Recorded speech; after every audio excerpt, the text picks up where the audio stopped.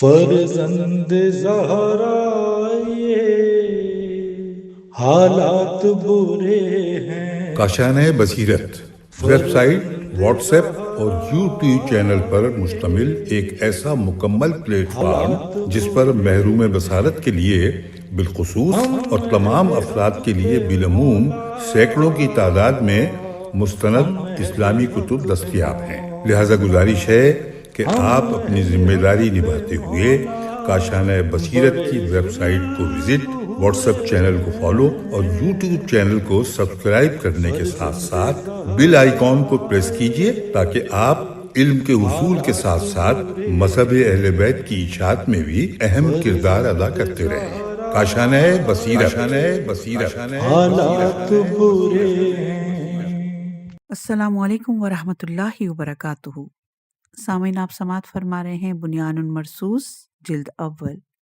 مقتل حسین ہے، یہ مؤلف ہیں حیدر عباس بھٹی صاحب۔ آج ہم آپ کے سامنے اس کی 14ویں ریکارڈنگ پیش کر رہے ہیں، صفحہ نمبر 217۔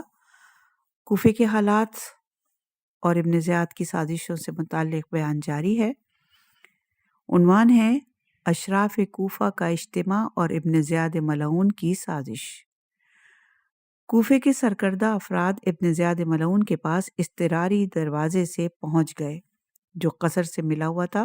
عبید اللہ ابن زیاد ملعون نے کثیر بن شہاب بن حسین حارثی کو بلایا اور اسے حکم دیا کہ اپنے مزہجیوں کے ہمراہ کوفے کی گلیوں میں منتشر ہو جائے اور لوگوں کو جھوٹ کے ذریعے جناب مسلم سے دور کر دے، انہیں جنگ سے، حاکم کے ظلم و ستم اور قید اور بند سے ڈرائے۔ اسی طرح محمد بن اشعث ملعون کو حکم دیا کہ قبیلہ کندہ اور حضر الموت میں سے جو اس کی طرف دار ہیں اور جو اس کے طرفدار ہیں، ان کے ہمراہ پرچم امان لے کر نکلے اور کہے جو بھی اس پرچم تلے آ جائے گا وہ امان میں ہے۔ اسی طرح قعقاع بن شور زحلی، شبز بن ربیع تمیمی، حجار بن ابجر اجلی اور شمر بن ذل جوشن ملعون سے بھی اسی قسم کی باتیں کہیں۔ شبز بن ربیع ملعون کے ہاتھ میں پرچم دے کر کہا تم اب ایک بلندی سے نمودار ہو، اپنے غلام اور فرمانبردار افراد کو انعام اور اکرام اور احترام اور پاداش کے وعدے سے سرشار کر دو اور خاندان رسالت کے پیروکاروں کو ڈراؤ کہ سنگین انجام قطع حقوق اور محرومیت سے مبتلا ہوں گے، اور ان کے دلوں میں یہ کہہ کر خوف ڈال دو کہ ابن زیاد کی مدد کے لیے شام سے لشکر آنے ہی والا ہے۔ یہ روایت الارشاد جلد نمبر 2 صفحہ نمبر 152، بہار الانوار جلد نمبر 44 صفحہ نمبر 349، اللہوف صفحہ نمبر 119، اعلام الورا جلد نمبر 1 صفحہ نمبر 441، مناقب ابن عاشوب جلد نمبر 4 صفحہ نمبر 92 پر موجود ہے۔ ابو مخنف سے روایت ہے کہ مجھے سلمان بن راشد نے بتایا اور اس کو عبداللہ بن حازم کثیری نے بتایا کہ اشراف شہر کوفہ قصر کی دیواروں سے بلند ہوئے۔ ان میں سے سب سے پہلے کثیر بن شہاب نے گفتگو کی۔ اس وقت سورج غروب ہونے کو تھا۔ اس نے کہا اے لوگوں، اپنے اپنے گھروں کی طرف چلے جاؤ، فساد اور شر میں جلدی نہ کرو، اپنے آپ کو ہلاکت میں نہ ڈالو۔ دیکھو شام سے فوجیں روانہ ہو چکی ہیں۔ سنو، امیر نے اللہ سے یہ عہد کر رکھا ہے کہ اگر تم اس سے جنگ پر آمادہ رہے اور اسی شام یہاں سے واپس نہ ہوئے تو تمہاری ذریت کو عطا سے محروم کر دے گا، اور برے کی جگہ اچھے کو اور غائب کی جگہ عوض حاضر کو گرفتار کر لے گا۔ جس نے نافرمانی کی ہے ان میں سے سزا دیے بغیر کسی کو نہ چھوڑے گا۔ اور یہ روایت تاریخ طبری جلد نمبر 5 صفحہ نمبر 329، اسناب اشراف جلد نمبر 2 صفحہ نمبر 338، مقاتل طالبین صفحہ نمبر 153، ابن کثیر جلد نمبر 8 صفحہ نمبر 154، المختصر فی الاخبار شرف الابو فدا جلد نمبر 1 صفحہ نمبر 189، اخبار الطوال صفحہ نمبر 239 پر موجود ہے۔ صفحہ نمبر 217 ہے اور عنوان ہے اصحاب مسلم کی جنگ۔ جناب مسلم سے لوگوں کو دور کرنے کے لیے اشراف کوفہ ابن زیاد ملعون کے قصر سے پرچم امان کے ہمراہ باہر نکلے۔ ان میں سب سے پہلے کثیر بن شہاب نے بولنا شروع کیا۔ اس نے کہا، اے لوگوں، اپنے اپنے گھر اور گھر والوں کی طرف لوٹ جاؤ۔ خشونت، اب بدی اور شر میں جلدی نہ کرو، اپنی جان کو موت کے منہ میں نہ ڈالو، کیونکہ امیر المومنین یعنی یزید کی فوج شام سے پہنچنے ہی والی ہے۔ جان لو کہ امیر نے عہد کیا ہے کہ اگر آج شام تک تم نے اپنی جنگ کا سلسلہ جاری رکھا اور اس سے منصرف نہ ہوئے تو وہ تمہاری نسل کو حقوق سے محروم کر دیں گے اور تمہارے جنگجوؤں کو اہل شام کی فوج میں تتر بتر کر دیں گے۔ جان لو کہ حاکم کا فیصلہ یہ ہے کہ بیماروں کے بدلے صحت یاب افراد پکڑے جائیں گے اور غائب کے بجائے حاضر لوگ قید کیے جائیں گے۔ یہ سلسلہ اسی طرح جاری رہے گا یہاں تک کہ شورش کرنے والا اس وبال کا مزہ چکھ لے جسے اس نے اپنے ہاتھوں سے شروع کیا تھا۔ ابن شہاب ملعون کے بعد دوسرے اشراف نے بھی اسی قسم کے الفاظ کی تکرار کی۔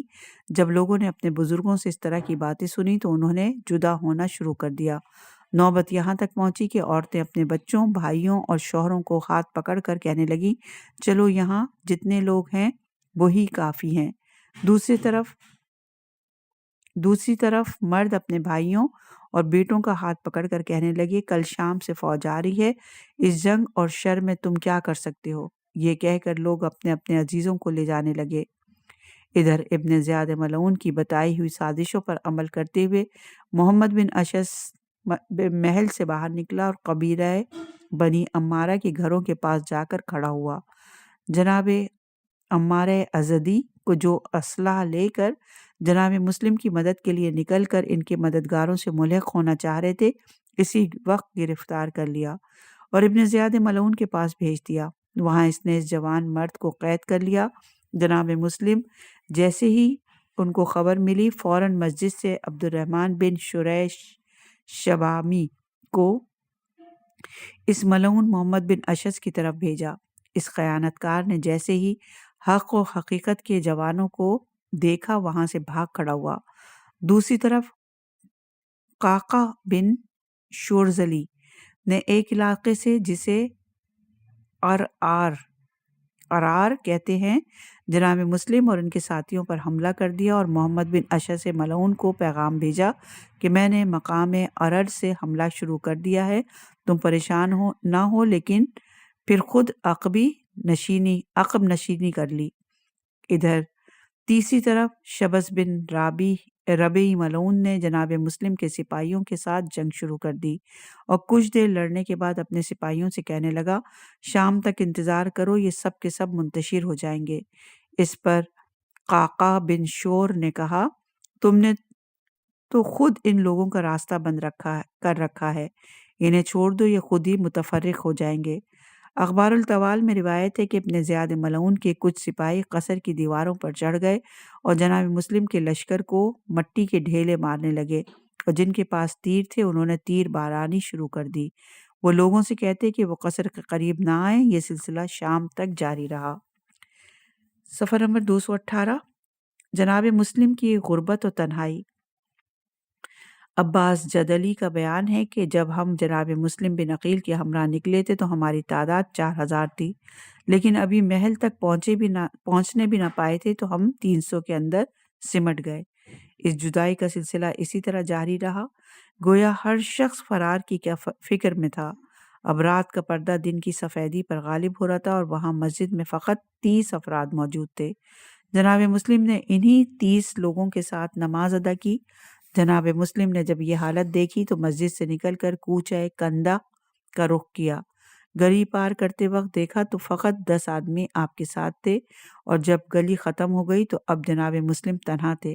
اب جناب مسلم نے محسوس کیا کہ ان کے ساتھ کوئی راستہ بتانے والا بھی نہیں اور کوئی ایسا بھی نہیں کہ اگر دشمن سامنے آ جائے تو اپنی جان پر کھیل کے انہیں بچا لے۔ یہی روایت باقی کتب میں بھی موجود ہے۔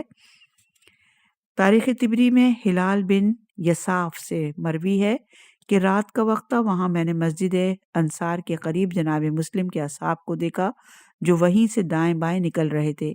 یہاں تک کہ جناب مسلم کے پاس 30 آدمیوں سے زیادہ لوگ نہیں رہے۔ راوی کہتا ہے جب وہ بازار میں پہنچے تو اس وقت ہر طرف تاریکی چھا چکی تھی۔ ابن زیاد ملعون سے کہا گیا کہ اب اصحاب مسلم کی آواز ہمیں اس طرح پہلے سنائی نہیں دیتی تھی، اب سنائی نہیں دے جیسے پہلے سنائی دے رہی تھی اب سنائی نہیں دیتی۔ تو اس نے اپنے ساتھیوں سے کہا مسجد کی چھت پر جا کر دیکھو کہ کہیں اس کے آدمی وہاں موجود نہ ہو۔ لوگوں نے جا کر دیکھا، وہاں کسی کو نہ پایا۔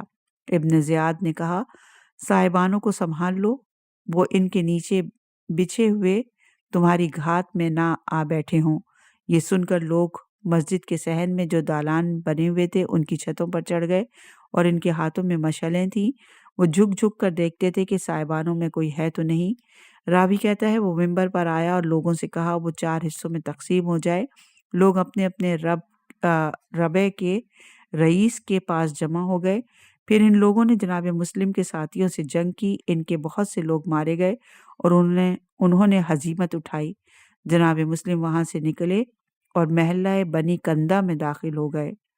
یہ روایت تاریخ طبری جلد نمبر 2 صفحہ نمبر 391، الفتوح جلد نمبر 5 صفحہ نمبر 50، مقتل خوارزمی جلد نمبر 1 صفحہ نمبر 207 پر موجود ہے۔ تاریخ طبری میں مجالد بن سعید سے مروی ہے کہ ایک ایک عورت اپنے بیٹے اپنے بھائی کے پاس آتی تھی اور کہتی تھی تم یہاں سے چلو، اتنے لوگ موجود ہیں، یہ ان سے نمٹ لیں گے۔ کوئی مرد اپنے بیٹے یا بھائی کے ساتھ آتا تھا اور کہتا تھا کل اہل شام آ جائیں گے تو تم ان سے کیسے جنگ کر سکو گے، یہاں سے چلو، اور وہ اس کے ساتھ چلا جاتا تھا۔ اس طرح لوگ متفرق ہو گئے اور پرگاندہ ہوتے رہے، یہاں تک کہ جناب مسلم کے پاس مسجد میں 3 اشخاص سے زیادہ نہ تھے۔ جب جناب مسلم نے نماز مغرب پڑھی تو اس وقت آپ کے ساتھ صرف 30 آدمی تھے۔ ایک روایت میں ہے کہ جناب مسلم نے نماز مغرب پڑھی تو اس وقت آپ کے ساتھ صرف 10 آدمی تھے، اور یہ روایت مقتل خوارزمی جلد نمبر 1 صفحہ نمبر 207، الفتوح جلد نمبر 5 صفحہ نمبر 50، اللحوف صفحہ نمبر 119 پر۔ صفحہ نمبر 220 ہے، عنوان ہے جناب مسلم کا دوبارہ جناب ہانی کے گھر جانا۔ 6 ذی الحجہ شام نماز کے وقت ذی الحجہ کی شام نماز کے بعد جناب مسلم جناب ہانی کے گھر تشریف لے گئے۔ اسی رات ابن زیاد ملعون کے سپاہیوں نے جناب ہانی کے گھر پر چھاپا مارا۔ ملعون نے گھر کا محاصرہ کرنا شروع کیا۔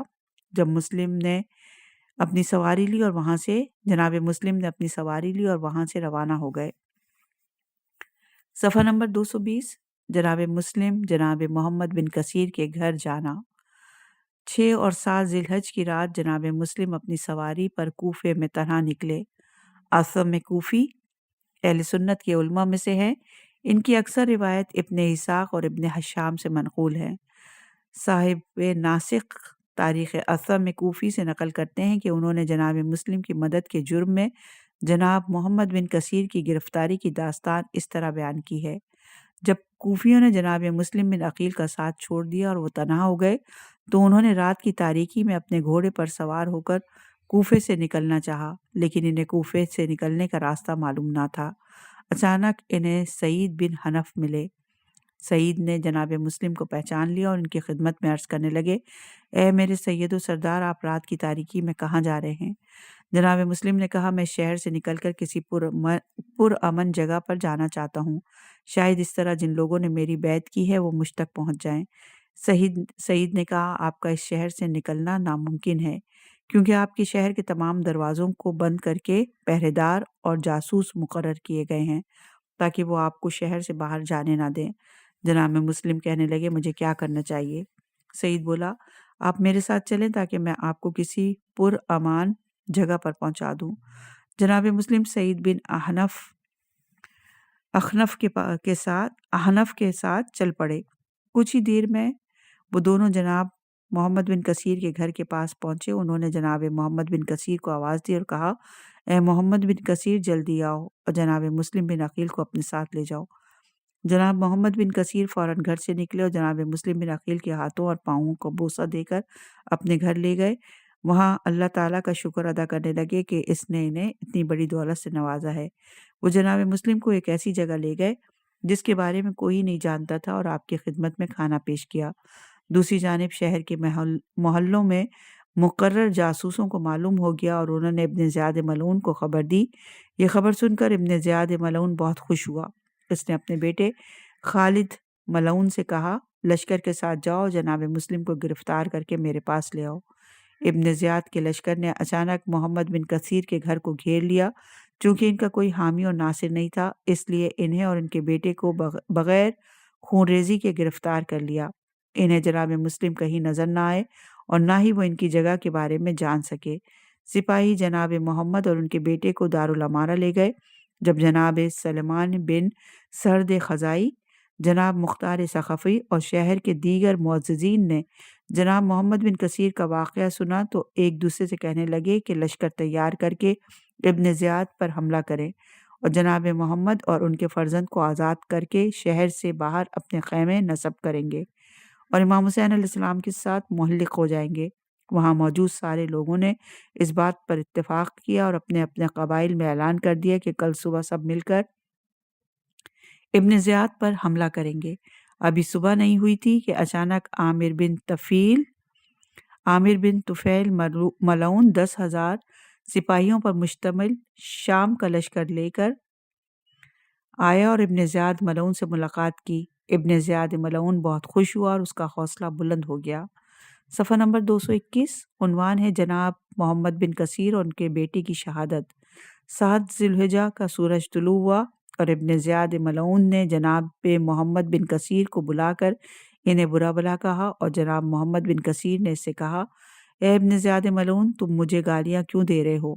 ابھی ابن زیاد اور جناب محمد بن کثیر کی باتیں جاری ہی تھی کہ اچانک گلی کوچوں میں اعلان جنگ ہوا اور لوگوں کی آوازیں بلند ہونے لگیں۔ 40,000 جنگجوؤں نے دارالامارہ کا محاصرہ کر لیا اور لوگ ٹولیوں کی صورت میں دارالامارہ کی جانب بڑھنے لگے۔ ابن زیاد بہت غصہ ہوا اور کہنے لگا، اے ابن کثیر، مجھے یزید ملعون کے سر اور جان کی قسم، میں یہ بات تجھے ڈرانے اور دھمکانے کے لیے نہیں کہہ رہا ہوں۔ جناب مسلم بن عقیل کو میرے حوالے کر دو ورنہ تیرے سر کو تن سے جدا کر دوں گا۔ اس پر جناب محمد بن کثیر بولے، تجھ میں ایسا کرنے کی طاقت نہیں۔ ابن زیاد ملعون کا غصہ اور بڑھ گیا، لیکن اس نے اپنے غصے پر قابو پا لیا اور سر جھکا کر سوچنے لگا۔ پھر سر اٹھا کر بولا، اے محمد بن کثیر، مجھے یہ بتاؤ، تجھے اپنی جان زیادہ عزیز ہے یا ابن عقیل کی؟ جناب محمد کثیر نے کہا، اے ابن زیاد ملعون، جناب مسلم کی جان کا حامی ہو ناصر وہی خدا ہے جس نے مجھے خلق کیا ہے، اور میرے مددگار 30,000 جنگجو ہیں جو تیرے دارالامارہ کا محاصرہ کیے ہوئے ہیں۔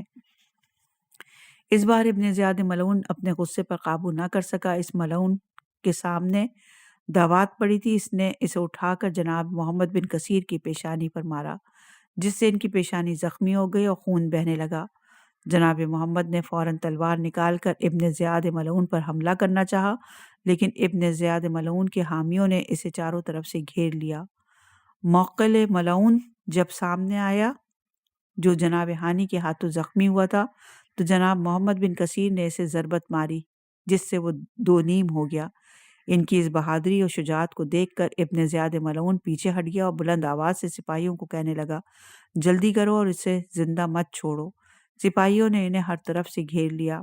جناب محمد بن کثیر نے مزید 2 اشقیاء کو واصل جہنم کیا۔ اچانک ان کا پاؤں پھسل گیا اور وہ منہ کے بل گر پڑے۔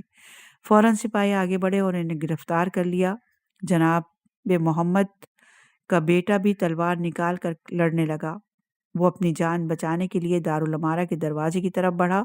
دروازے تک پہنچتے ہوئے اس نے 20 اشقیاء کو واصل جہنم کر دیا۔ اچانک ایک غلام نے ان کے پیچھے نیزہ مارا اور انہیں زمین پر گرا کر شہید کر دیا۔ دوسری طرف دارالامارہ کے باہر لشکر شام کوفیوں کے ساتھ جنگ میں مصروف تھا۔ وہ ایک دوسرے کو اپنی تلواروں اور نیزوں کا نشانہ بنا رہے تھے۔ ابن زیاد ملعون کہنے لگا، کوفیوں کی ثابت قدمی جناب محمد بن کثیر اور ان کے بیٹے کی وجہ سے ہے۔ دونوں کے سر قلم کر کے انہیں کوفیوں کی طرف پھینک دو تاکہ وہ جنگ سے دستبردار ہو جائیں۔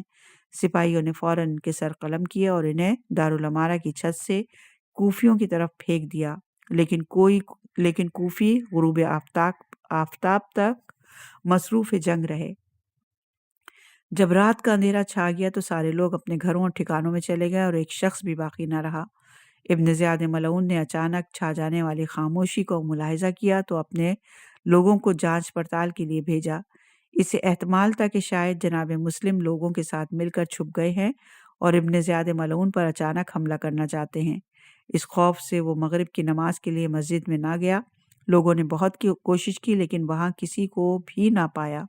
جب انہیں یقین ہو گیا کہ وہاں کوئی بھی نہیں ہے تو انہوں نے اپنے چراغ اور مشعلیں روشن کی اور وہ چراغوں کو رسیوں سے باندھ کر عمیق غاروں میں گئے، لیکن انہیں کہیں کوئی نظر نہ آیا۔ انہوں نے ساری صورتحال ابن زیاد ملعون کے سامنے پیش کی۔ وہ مطمئن ہو گیا تو اس نے دارالامارہ سے مسجد کی طرف جانے والا دروازہ کھولنے کا حکم دیا۔ صفحہ نمبر 222 عنوان ہے جناب مسلم کا جناب محمد بن کثیر کے گھر سے نکلنا۔ جناب مسلم کو محمد بن کثیر اور ان کے بیٹے کی شہادت کی خبر ملی تو آپ آدھی رات کے وقت ان کے گھر سے نکلے اور اپنے گھوڑے پر سوار ہو کر اجنبی راستوں پر چلنے لگے۔ ابن زیاد ملعون کو کوفیوں کی شورش کا خوف تھا، اس لیے وہ تمام کام کاج چھوڑ کر اپنا وقت جناب مسلم کی تلاش میں صرف کرنے لگا۔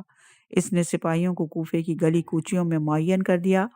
آپ نے بہادری اور شجاعت کے ساتھ وہاں سے راستہ عبور کیا۔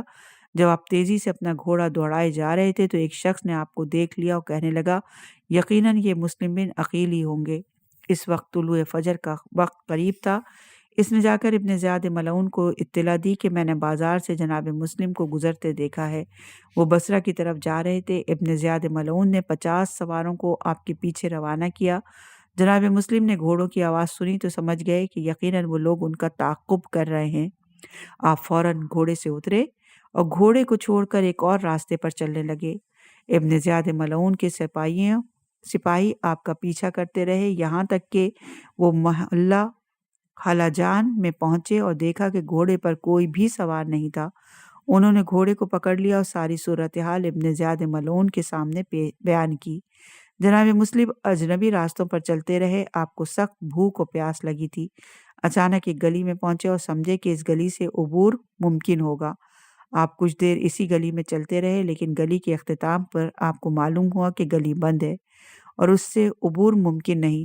اتنے میں آپ کی نظر ایک ویران مسجد پر پڑی جہاں سے نہ تو کوئی گزرتا تھا اور نہ ہی کوئی وہاں جاتا تھا۔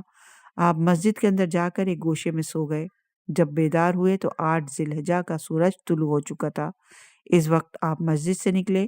جناب مسلم اور توآ کا گھر۔ جناب مسلم چاروں ناچار بے مقصد کوفے کی گلیوں میں سرگردہ گھومنے لگے۔ چلتے چلتے آپ قبیلہ کندہ کے بنی جبلہ کے گھروں کی طرف نکل گئے اور وہاں آپ کا قدم آ کر ایک خاتون کے دروازے پر رکا جسے توآ کہتے ہیں، جو الولد تھی۔ جناب توآ خاتون ایک شامی کنیز تھیں جو خالد بن ولید کی جنگ کے دوران شام کے علاقے سے آئی تھیں۔ یہاں انہیں اشعث بن قیس کندی نے خریدا۔ اس کے مرنے کے بعد اسید حضرمی ملعون سے اس کی شادی ہوئی۔ اور یہ روایت تاریخ طبری جلد نمبر 5 صفحہ نمبر 371، الفتوح جلد نمبر 5 صفحہ نمبر 50، الارشاد جلد نمبر 2 صفحہ نمبر 54 پر ہے۔ ان کا بیٹا تھا جس کا نام بلال ملعون تھا۔ بلال ان دنوں دوسرے لوگوں کے ہمراہ گھر سے باہر تھا اور ابھی تک لوٹا نہیں تھا۔ اس کی ماں دروازے پر کھڑی اس کا انتظار کر رہی تھی۔ جناب مسلم نے اس خاتون کو دیکھتے ہی اسے سلام کیا تو اس نے فوراً جواب دیا۔ اس پر جناب مسلم نے اس سے کہا، اے کنیز خدا، میں پیاسا ہوں، مجھے پانی پلا دے۔ وہ خاتون اندر گئی، ظرف لے کر لوٹی اور جناب مسلم کو پانی دیا۔ پانی پی کر جناب مسلم وہیں بیٹھ گئے۔ وہ جب برتن رکھ کر آئی تو دیکھا جناب مسلم وہیں بیٹھے ہیں تو اس نے کہا، اے بندے خدا، کیا تو نے پانی نہیں پیا؟ جناب مسلم نے کہا، کیوں نہیں؟ جناب توآ نے جناب مسلم کو پانی پلایا۔ جناب توآ نے کہا، تو اب اپنے گھر والوں کے پاس چلا جا۔ اس پر جناب مسلم خاموش ہو گیا اور نیک خاتون اندر چلی گئی۔ کچھ دیر کے بعد جب پھر لوٹ کر آئیں تو دیکھا کہ جناب مسلم وہیں بیٹھے ہیں۔ اس نے اپنے جملے پھر دہرائے۔ اس پر وہ سفیر حسین پھر خاموش رہے تو اس عورت نے جناب مسلم سے کہا، سبحان اللہ، اے بندے خدا، میرے سلسلے میں اللہ سے خوف کھاؤ، جا اپنے گھر والوں کی طرف چلا جا، اللہ تجھے عافیت میں رکھے، تیرے لیے میرے گھر کے دروازے پر بیٹھنا مناسب نہیں، اور میں تیرے اس بیٹھنے کو تیرے لیے حلال نہیں کروں گی۔ اتنا سننا تھا جناب مسلم کھڑے ہو گئے اور فرمایا، اے کنیز خدا، کہاں جاؤں؟ اس شہر میں نہ تو میرا کوئی بھائی ہے اور نہ ہی میرے گھر والے۔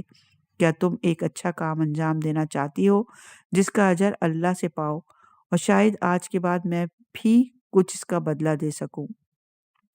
جناب طاع، اے بندے خدا، تو کون ہے اور وہ نیک کام کیا ہے؟ جناب مسلم، میں مسلم بن عقیل ہوں، اس قوم نے مجھے جھٹلایا اور دھوکہ دیا۔ جناب طاع، تم سچ مچ مسلم ہو؟ جناب مسلم، ہاں میں مسلم ہوں۔ جناب طاع، تو بس اب اندر آ جاؤ۔ یہ کہہ کر وہ نیک صفت خاتون آپ کو اندرون خانہ ایک ایسے کمرے میں لے گئی جس میں وہ خود نہیں رہا کرتی تھی۔ اس کے بعد وہ اس کمرے میں بستر بچھایا اور جناب مسلم کو اس پر بٹھا کر رات کا کھانا پیش کیا، لیکن آپ نے کچھ نہ کھایا۔ ادھر طاع اپنے بیٹے کے انتظار میں تھی کہ تھوڑی ہی دیر میں اس کا بیٹا آ گیا۔ اس نے غور کیا کہ کمرے میں ماں کا آنا جانا بہت زیادہ ہے، لہٰذا اس نے کہا، ماں، کمرے میں تمہارا آنا جانا مجھے شک میں ڈال رہا ہے، کیا اس میں کوئی بات ہے؟ جناب طاع نے کہا، بیٹا اس بات کو رہنے دو اور صرف نظر کرو۔ بلال نے ماں سے کہا، خدا کی قسم تمہیں مجھے بتانا ہی ہوگا۔ جناب طاع، ہاں بات تو ہے، لیکن تم اس کے بارے میں کچھ نہ پوچھو۔ اس پر بیٹے نے بہت اصرار کیا تو ماں نے کہا، اے بیٹا، میں بتائے دیتی ہوں، لیکن دیکھو کسی سے بھی اس کا ذکر نہ کرنا۔ اس کے بعد طاع نے بیٹے سے قسم اٹھوائی تو اس نے قسم اٹھائی کہ کسی سے نہیں بتائے گا۔ اس کے بعد ماں نے اسے سارے ماجرے سے آگاہ کیا۔ یہ سن کر وہ لیٹ گیا اور خاموش ہو گیا۔ یہی واقعہ باقی اور کتب میں بھی اسی طرح موجود ہے۔ صفحہ نمبر 225 ہے، عنوان ہے ابن زیاد ملعون کا رد عمل۔ تاریخ طبری میں مجالد بن سعید سے مروی ہے کہ جب رات کا اچھا خاصا وقت گزر گیا اور کافی دیر انتظار کرنے کے بعد ابن زیاد ملعون نے دیکھا کہ جناب مسلم بن عقیل کے مدد کرنے والوں اور نصرت کرنے والوں کی اس طرح کوئی آواز سنائی نہیں دے رہی جیسے اس سے قبل سنائی دے رہی تھی، تو اس نے اپنے جاسوسوں سے کہا، ذرا دیکھو ان میں سے کوئی تمہیں دکھائی دے رہا ہے؟ وہ لوگ گئے لیکن کوئی دکھائی نہیں دیا۔ تو ابن زیاد ملعون نے کہا، ذرا غور سے دیکھو، شاید وہ لوگ کسی سائے میں چھپے کمین میں بیٹھے ہوں۔ لہٰذا ان لوگوں نے مسجد کے اندر، باہر اور اطراف میں دیکھا۔ اس کے بعد مشعلیں روشن کر کے دیکھنے لگے، لیکن کہیں کوئی چھپا ہوا نہیں تھا۔ کچھ دیر کے لیے مشعلوں کو روشن رکھا، پھر بجھا دیا۔ اس کے بعد قندیلوں کو رسیوں میں محکم باندھ دیا اور اس میں آگ روشن کر کے اوپر سے نیچے کی طرف رکھ دیا، اور ہر گوشہ و کنار کو قندیلوں سے روشن کر دیا، یہاں تک کہ منبر کے اطراف کو بھی روشن کر دیا۔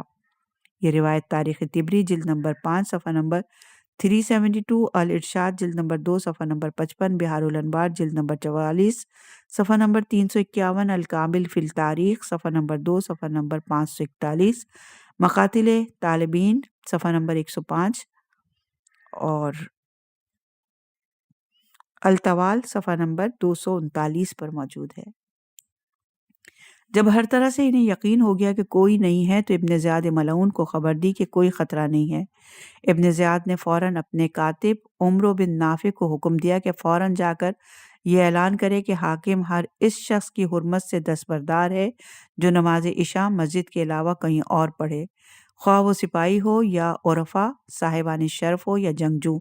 اس خطرناک اور تحدید آمیز اعلان کا اثر یہ ہوا کہ دیکھتے ہی دیکھتے مسجد لوگوں سے چھلکنے لگی۔